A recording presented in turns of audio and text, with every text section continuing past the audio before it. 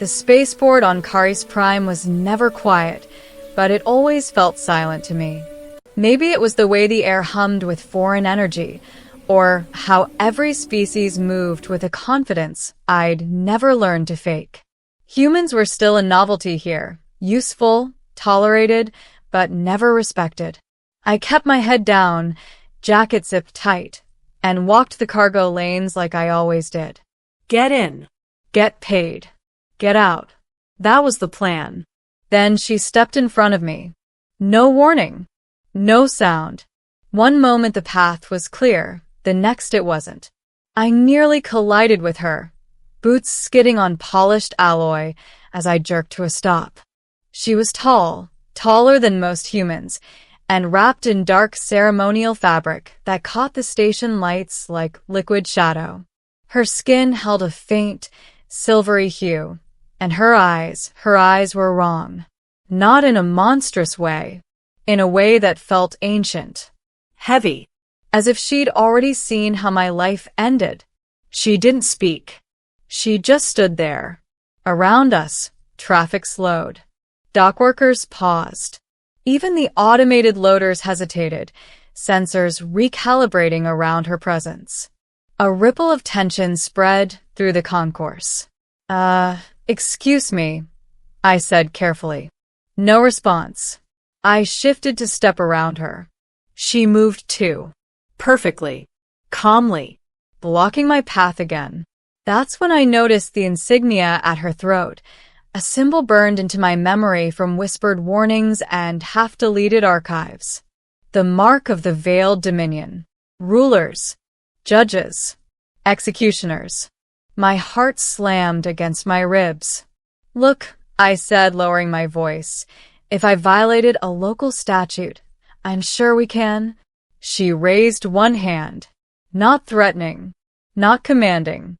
Final. The spaceport went completely silent. Every being around us bowed their heads. Everyone except me. Because I didn't know how. Her gaze locked onto mine, and something passed between us. Not words. Not images. Truth. I saw a burning city. A throne cracked down the center. A crown lying in ash. I felt fear, not mine. Hers. A terror so deep it had shaped centuries. And then I understood. She wasn't stopping me. She was protecting me. A squad of Dominion enforcers emerged from the crowd, armored forms bristling with weapons that hummed at frequencies designed to tear nervous systems apart. Their leader barked an order in a sharp, angular dialect. She didn't turn. Didn't flinch. She only stepped closer to me, placing herself fully between my body and theirs. Murmurs spread. Shock. Disbelief. One of the enforcers hesitated. Matron, step aside. Still no words. She reached back and placed her palm against my chest.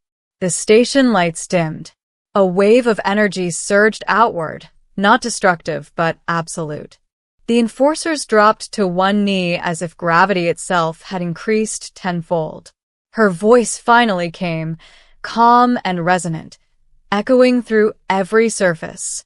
This human walks under my claim. Gasps rippled through the crowd. The enforcer leader froze. You cannot invoke the ancient right. Not for one like him. She turned her head slightly, just enough for him to see her eyes.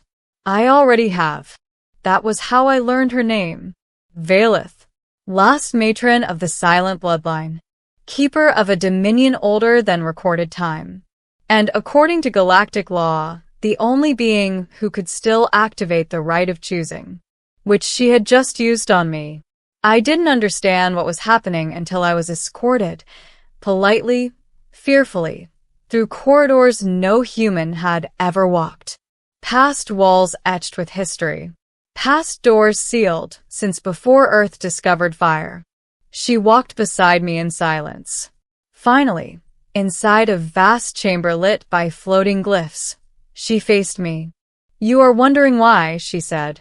That's one way to put it, I replied. Another would be, what the hell did you just do to my life? Something almost like amusement flickered across her features. "You were never meant to be here," she said.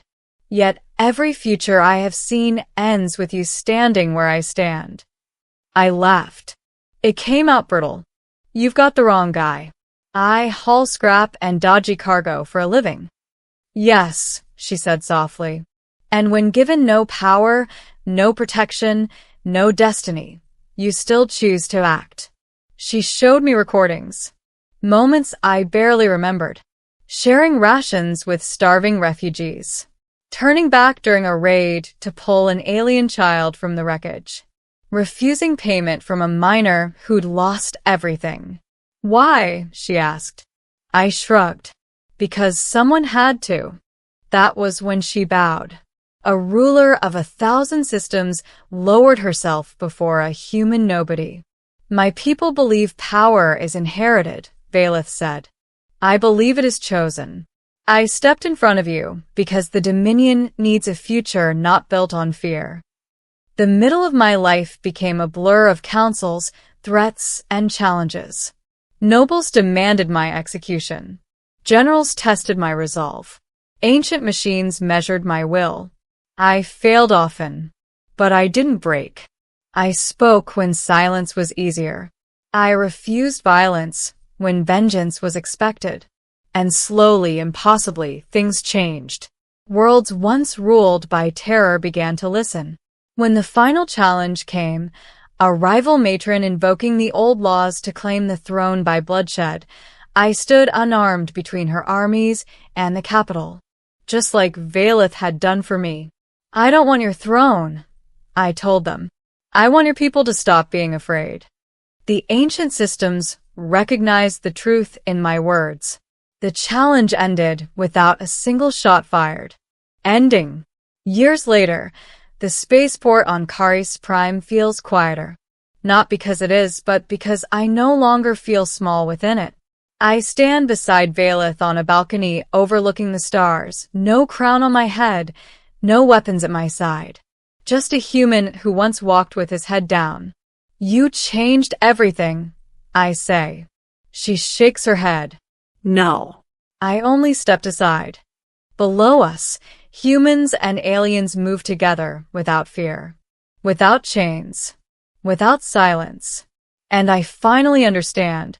She stepped in front of me without a word, so that one day I could step forward and speak for us all.